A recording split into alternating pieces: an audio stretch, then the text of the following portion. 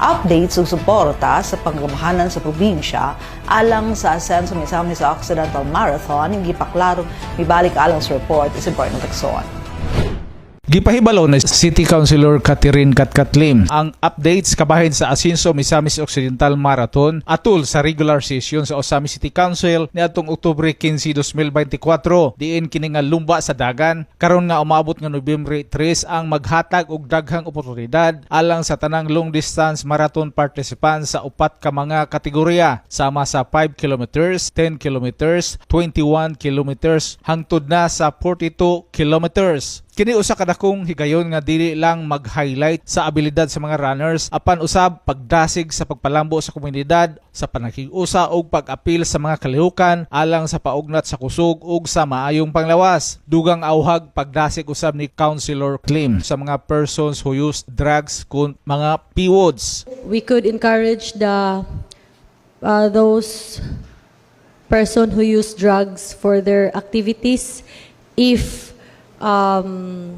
they can join, because I know that they have also budget for their activities, but only if they have extra budget for the marathon, Madam Chair. Gibutyag ni Konsyal Lim nga mas midaghan karon ang misalmot og nagpa-register alang sa Ascenso Misamis Occidental Marathon kung ikumpara sa miaging Ascenso Osamis Half Marathon nga diin sa kategorya nga 10 km pa lamang adunay kapin sa 200 ang nagpalista niini sa 21 kilometers labaw sa 300 ang mga partisipante ug sa 42 kilometers adunay kapin sa 150 ka mga runners nga nagpakita sa dakong interes ang matag individual nga gusto moapil sa maong lumba sa dagan. The number of participants in comparison with the participants in Ascenso Osamis Half Marathon is larger, like 200 participants more in 10 kilometers and in 21 more than 300 comparing to half marathon, Ascenso Osamis Half Marathon, Madam So how Chair. about the 42 kilometers? 42, it's almost 150, Madam Chair.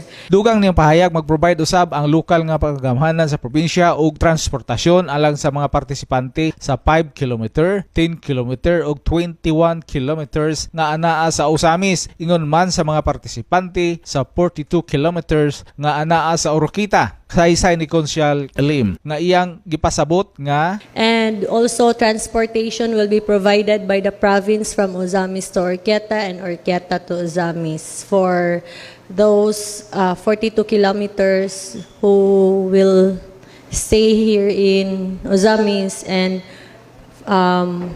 participants from Osamis to Orqueta for 5 to 21 kilometers.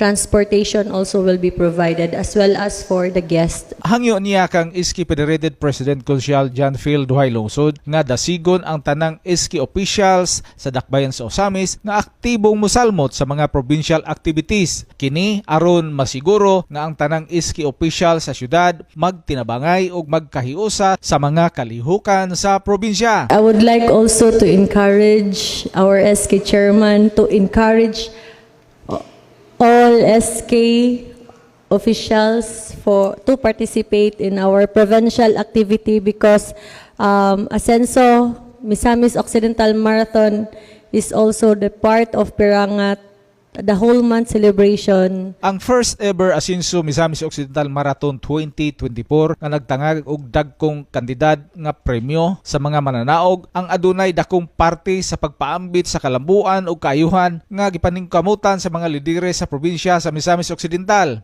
Pinaagi sa pagpangitag pamaagi nga mas mapalambo pa ang natad sa sports ug kalig-on sa komunidad. Kini nagpakita usab sa dakong suporta sa mga lidere sa probinsya sa pagpanguna ni Governor Attorney Henry S. Waminal ug sa Team Ascenso Administration nga sa kanunay naningkamot alang sa pagpa-asenso pa sa tibuok probinsya subay sa mantra niini nga ang matag misamisnon magpuyong malinawon, malambuon ug malipayon.